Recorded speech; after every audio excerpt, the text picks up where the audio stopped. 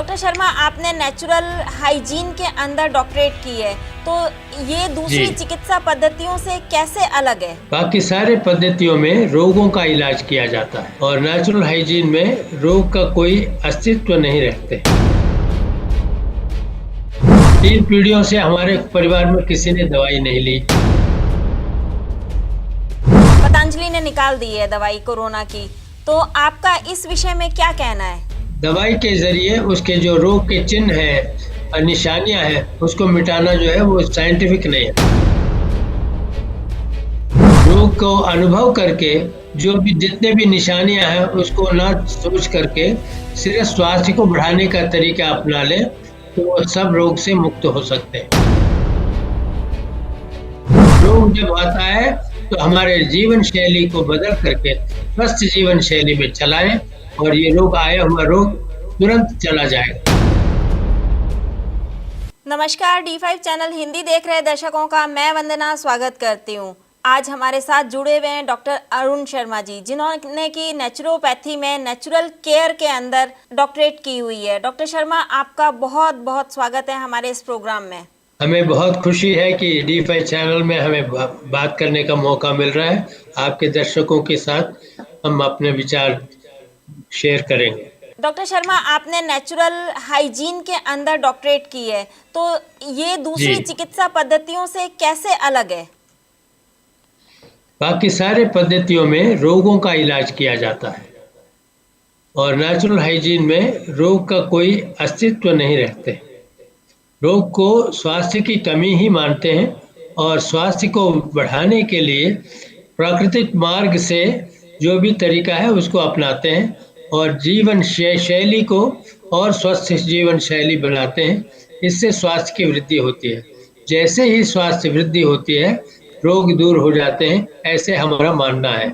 और 200 साल पुराना ये पद्धति अभी हमने हमारे खुद परिवार के अंदर 3 पीढ़ियों से ये चला आ रहा है और हमारे दादाजी आचार्य लक्ष्मण शर्मा इसके इलाज खुद वेस्टर्न डॉक्टर के जरिए किया था। उन्होंने डॉक्टर लुई कूने के किताब पढ़ के अपना इलाज किया। जब वो उसमें अच्छे हुए तो उन्होंने कहा कि ये जितने भी विधान इसमें बताए गए हैं ये तो असल में पुरातन प्राकृतिक भारतीय संस्कृति से जुड़ रहा है, क्योंकि थोड़ा थोड़ा पानी पीने के लिए कहते थे तो उसको वो कहते थे कि हमारे संस्कृति में तो आचमन करने का तो विधि है ही। ऐसे कई विधियों को देख करके उन्होंने संस्कृत के जितने भी ग्रंथ हैं हमारे पुरातन, उन ग्रंथों में उन्होंने खोज की। जितना खोज किया उतना इनको इन्फॉर्मेशन मिलता गया और उसको जोड़ के उन्होंने संस्कृत में ग्रंथ बनाया जिसको कहते हैं स्वाधीन स्वास्थ्य महाविद्या। वही हमारा बेसिक बुक है। उसी के अनुसार हमारा चिकित्सा पद्धति चलता है। 3 पीढ़ियों से हमारे परिवार में किसी ने दवाई नहीं ली। हमारे चौथा जनरेशन हमारे बच्चे और हमारे पोते उन लोगों को भी दवाई नहीं देते। हम वैसे ही स्वस्थ रहते हैं।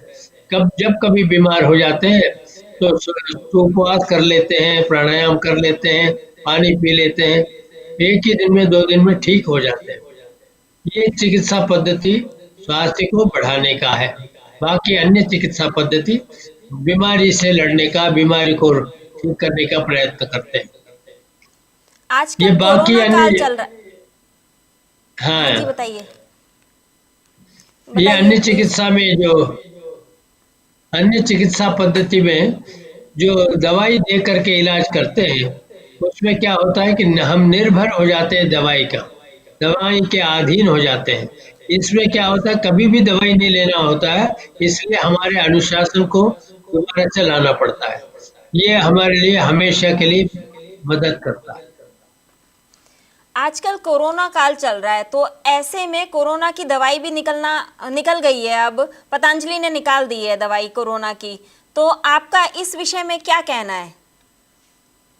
दवाई का मतलब दवाई, किसी चीज को दवा उसके मूल कारण को निकाले बगैर दवाई के जरिए उसके जो रोग के चिन्ह हैं और निशानियां हैं उसको मिटाना जो है वो साइंटिफिक नहीं है, वैज्ञानिक नहीं है।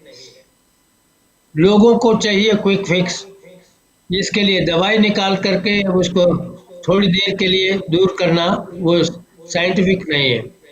हम चाहते हैं कि लोग ये समझ लें कि हमारी गलतियों का परिणाम ही रोग है। रोग को अनुभव करके रोग के जो भी जितने भी निशानियां हैं उसको ना सोच करके सिर्फ स्वास्थ्य को बढ़ाने का तरीका अपना लें तो वो सब रोग से मुक्त हो सकते हैं। प्राकृतिक चिकित्सा के जरिए सभी रोग मुक्त हो सकते हैं, ये आप कह रहे हैं। डॉक्टर विश्वरूप राय भी यही कहते हैं, तो आप और डॉक्टर विश्वरूप राय एक मंच पे आकर के क्यों नहीं कहते हैं ये सब? हाँ, अब हमने उनको लिखा तो है, ये कोशिश करेंगे जब कभी हो मौका मिलेगा तो उनके साथ जुड़ करके हम अपना आवाज उठाएंगे। हमें ये इस बार ये कहना है कोरोना के बारे में कि जी। जो कोरोना के जो कीटाणु है इनके ऊपर दोष दिया जा रहा है, बल्कि जबकि वो निर्दोष है। निर्दोष क्यों है कि यही कोरोना का अन्य समय समय पर अलग अलग नाम हुआ करता था। पहले कहते थे कॉलेरा हो गया है, फिर कहते हैं डिप्थीरिया हो गया, मलेरिया हो गया, इन्फ्लुएंजा हो गया। ऐसे अलग अलग बीमारियों का नाम दिया करते करते हैं और उनके लिए एक कीटाणु को दोषी ठहराते हैं। जिस वक्त ये थियोरी जिस डॉक्टर जेनर ने पैदा किया था उसी वक्त इसके बारे में इसका परिणाम देख लिया।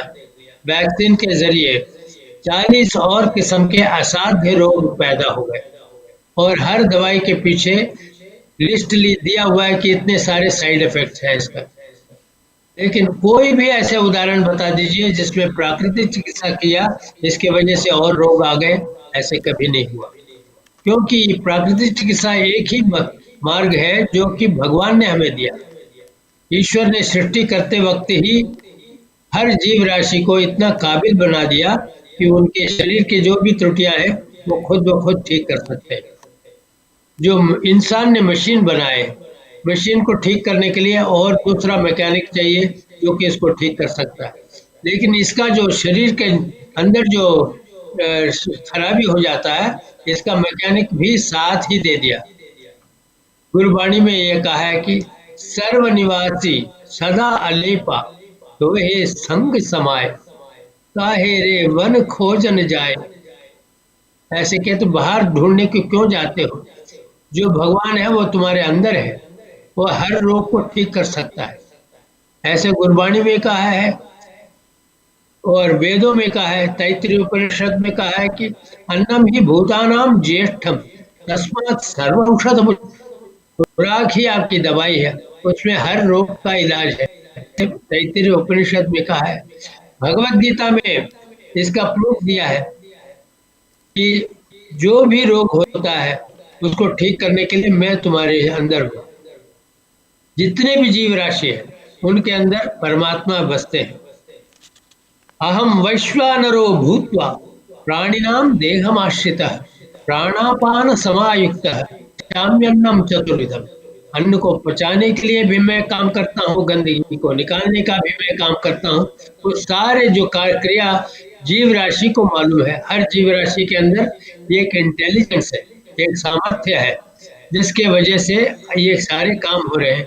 इतने सारे काम हमारे शरीर में हो रहे हैं जिसका तो वर्णन नहीं कर सकते। एक एक सेल के अंदर एक पूरा सिटी का मैनेजमेंट बसा हुआ है। रिप्रोडक्शन होता है, मैन्युफैक्चरिंग यूनिट होता है, वाटर सप्लाई होता है, इलेक्ट्रिकल सप्लाई होता है, डिस्पोजल होता है और एक्सपोर्ट इंपोर्ट सारा काम होता है। डिफेंस डिपार्टमेंट तक होता है। इतना काम एक छोटा सा कण जिसको हम देख नहीं सकते उसमें हो रहा है। ये भगवान पर विश्वास नहीं करके कीटाणु को मारने के प्रयास जब करते हैं, जो पदार्थ ही प्रयोग करते हैं कीटाणु को मारने के लिए, वो क्या खुराक है? ऐसा हमें सोचना चाहिए, ये पूछना चाहिए। खुराक ही शरीर के अंदर जा सकता है। जो भी अन्य पदार्थ शरीर में जाता है, शरीर उसके विरुद्ध काम करता है कि इसको निकालो। जब उसको निकालने की चेष्टा करता है कि रोग का क्रिया कम हो जाता है, तो इसको कहते हैं हमने ठीक कर दिया। डॉक्टर शर्मा, हमें ये बताइए कि क्या कोरोना का इलाज संभव है? कोरोना का संभव ही नहीं है, हुआ है। हमारे अनुयायी जो 10 लोग को यही शिकायत था, उसमें 8 लोगों का तो पॉजिटिव आया हुआ था और 2 लोगों ने परिशेषण नहीं किया, इसका एग्जामिनेशन नहीं किया। वो कहते थे कि हम वहाँ जाएंगे तो हमें वहाँ ठहरे क्वारंटाइन कर देंगे, इसलिए 2 लोगों ने वहाँ जाकर नहीं इलाज कराया, अपने आप ही करा लिया। जो 8 लोग वहाँ गए थे, पॉजिटिव टेस्ट आ गए थे, उनको जो क्वारंटाइन दिया गया, उस अवस्था में उन्होंने प्राकृतिक चिकित्सा किया और बिल्कुल ठीक हो गए। फिर दोबारा जाके टेस्ट करा लिया। ये कोरोना में बहुत सारे डाउट्स होता है। ये कहते हैं कि ये सिम्टम्स होते हैं, लेकिन पता नहीं ये सिम्टम्स है कि नहीं। खांसी जुकाम तो हमारा भाई सदियों से चला आ रहा है, इंसान के खांसी होता है, जुकाम होता है, ये सब भी प्रोटेक्टिव मैकेनिज्म है। खांसी क्यों हो रहा है? शरीर को अंदर से जो बलगम जमा हुआ है उसको निकालने के लिए होता है। और जुकाम क्यों हो रहा है? शरीर के अंदर तापमान बराबर से नहीं बटा हो और बाहर का तापमान और शरीर के अंदर का तापमान में बहुत ज्यादा अंतर हो, तो थोड़ा बलगम नाक में आके रुक जाता है। उस बलगम के जरिए जब हवा जाता है, उसका तापमान बदल कर अंदर जाता है। इसमें शरीर की रक्षा होती है। इसलिए जुकाम हो या खांसी हो, इसको लड़ने के लिए कोशिश नहीं करना चाहिए, बल्कि स्वास्थ्य को बढ़ाना। जैसे व्यायाम कर लिया, जुकाम है तो रनिंग करो, रनिंग करते ही सारा तापमान बढ़ जाता है बराबर, हार्ट और अच्छी तरह से पंप करता है और ये लंग्स बहुत अच्छी तरह से काम करने लगता है। सारे अंग एक दूसरे से अच्छा कोऑर्डिनेट करते हैं, एक दूसरे से संभाषण करते हैं और एक दूसरे को मदद करते हैं। ये पूरा शरीर के अंग अलग अलग नहीं है, ये पूरा शरीर एक होकर के काम करता है। ये सब जान करके हमने, हमारे दादाजी ने हमें सिखाया और हमारे इतने पूर्वजों ने देख लिया, ये ठीक है। वेदों के समय से लेकर आज तक ये सच रहा है और हमेशा सच रहेगा। क्या आपने सरकार में कोई अपील करी है कि ये पाठ्यक्रम में शामिल होना चाहिए? हमने लिखा तो है, लेकिन उसका असर अभी तक तो हुआ नहीं। कुछ लोगों ने इसके ऊपर श्रवण किया है, वो कोशिश कर रहे हैं कहने के लिए। जैसे नाम तो नहीं ले सकता, उनका नाम नहीं ले सकता, लेकिन कुछ ऑफिशियल्स हैं जो हेल्थ मिनिस्ट्री में काम करते हैं, उन्होंने इसको अप्रिशिएट किया। लेकिन आगे में संदेशा जाएगा या नहीं पता नहीं। आयुष मिनिस्ट्री से भी कुछ लोग जुड़े हुए हैं और हमें तो पता है कि दिल्ली गवर्नमेंट में केजरीवाल जी ने नेचर क्योर करके उनको लाभ हुआ और प्राकृतिक चिकित्सा का लाभ तो दुनिया भर में लोगों ने देखा हुआ है। मैं रहता हूँ अमेरिका में और वहाँ भी इसका बहुत प्रचलन होता है। क्या आप दर्शकों को कुछ अपील करना चाहेंगे या दर्शकों को कुछ संदेश देना चाहेंगे? हाँ, prevention is better than cure बोलते हैं। रोग होने से पहले रोग का रोकथाम कर लें, वो ज्यादा अच्छा है कहते हैं लोग। लेकिन हम कहते हैं कि रोकथाम ही हमेशा करना चाहिए। रोग हो जाने पर भी जो रोकथाम के लिए नियम अपनाया, उसको और सख्ती से उसको प्रैक्टिस करिए, तो रोग, आया हुआ रोग भी चला जाएगा। जो रोग का चिन्ह है उससे डरना नहीं। विश्वास शास्त्र सिद्धांते भरन्यास परात्मनि भयराहित्यमित्येतत् त्रयं मानस भेषजम। हर इलाज का शुरुआत मन से होता है। मन में अगर ये डर को रखे रहे तो इलाज नहीं होगा। शास्त्रों में दिए गए जितनी सच्चाइयां हैं उस पर विश्वास करिए, भगवान पर अटूट विश्वास करिए कि हमेशा हमारे भगवान हमारे अंदर हैं और हमें बचाने के लिए ही ये सब कर रहे हैं। हमें बचाने के लिए ही रोग ला रहे हैं।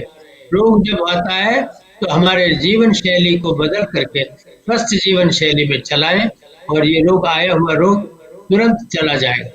और आने से पहले इसी को अच्छी तरह से निभाइए। क्या क्या नियम है? एक तो समय समय पर उपवास करना, वायु, तेज, अग्नि और जल, इसका प्रयोग करना सीख लेना। कैसे अलग अलग तरीके से इसका प्रयोग होता है, जिससे कि स्वास्थ्य का वृद्धि होता है और रोग का नाश होता है। ये जानने के बाद, और व्यायाम सबसे जरूरी, खूब व्यायाम करिए, दौड़ लगाइए और प्राणायाम करिए और सूर्य के तेज को, सूर्य की रोशनी को शरीर पे पड़ने दीजिए और इससे स्वास्थ्य बढ़ता है। तो ऐसे स्वास्थ्य को बढ़ाते रहिए, स्वास्थ्य की रक्षा करिए, तो अपने आप ही रोग दूर हो जाएगा। यही मेरा संदेश है। आजकल कहते हैं मास्क लगाना भी जरूरी है और हाइजीन रखना कितना जरूरी है? ये हाथ धोने का बात तो बहुत अच्छा है। जितना सोच हाथ धोने में लगाते हैं, हाथ की सफाई, उतना ही सफाई शरीर के अंदर की सफाई में भी ध्यान लगाना चाहिए। उसको छोड़ देते हैं, खाना भले ही कुछ भी खा लो, सिर्फ हाथ धोने से काम हो जाएगा, ऐसे लोग सोचते हैं। हाथ धोने से कोई काम नहीं होता है। शरीर के अंदर की गंदगी ही रोग का कारण है। उसको समय समय पर जो हमारा मल निकलता रहे, इसके लिए देखभाल करना है। कॉन्स्टिपेशन ना हो, इसके लिए कैसे खाना खाना चाहिए? 3 खाने की रिक्वायरमेंट है: वाटर, फाइबर एंड लाइफ। पानी, रेशा और जीव। खुराक में जीव होना चाहिए। It is not the food in your life but the life in your food that matters, ऐसे बोलते हैं। खुराक में जीव नहीं हो तो वो एंजाइम्स नहीं बनेंगे, विटामिन्स को का काम होगा नहीं। जितने भी एंजाइम्स बनते हैं, जितने भी शरीर के अंदर खुराक को खून बनाने में, परिवर्तन करने में मदद मिलता है, वो सब रुक जाएगा। ये नहीं कि कुछ भी खा लो स्वास्थ्य बन जाएगा। जीव उसके अंदर, खुराक के अंदर होना चाहिए। कच्चे सब्जियां और पके हुए फल, इनमें जीव है। ये कितना खाते हैं लोग? देख लो, कुछ भी नहीं खाते। पूरे दिन के लिए थोड़ा आधा किलो सब्जी लाते हैं तो वो 3 बार में बांट के खाते हैं। फैमिली ऑफ 4 और 5, इतना मिलता है सब्जी, थोड़ा बहुत मिलता है। दाल चावल और क्या क्या बना लेते हैं, इसी में सब्जी नहीं। हम लोगों के खुराक में क्या होता है? मेनली सब्जी होता है। सुबह फल का आहार खाते हैं, एक किस्म का फल। दोपहर को क्या खाते हैं? सलाद। अलग अलग किस्म के सब्जियों को मिला करके सलाद बनाते हैं, जिसमें नमक नहीं डालते, नींबू नहीं डालते। सब सब्जियों का मेल ऐसा करते हैं कि स्वाद उसका बहुत बढ़िया बनता है।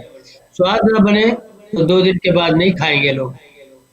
इसलिए स्वादिष्ट सलाद बनाते हैं, उसका तरीका हम सिखाते हैं।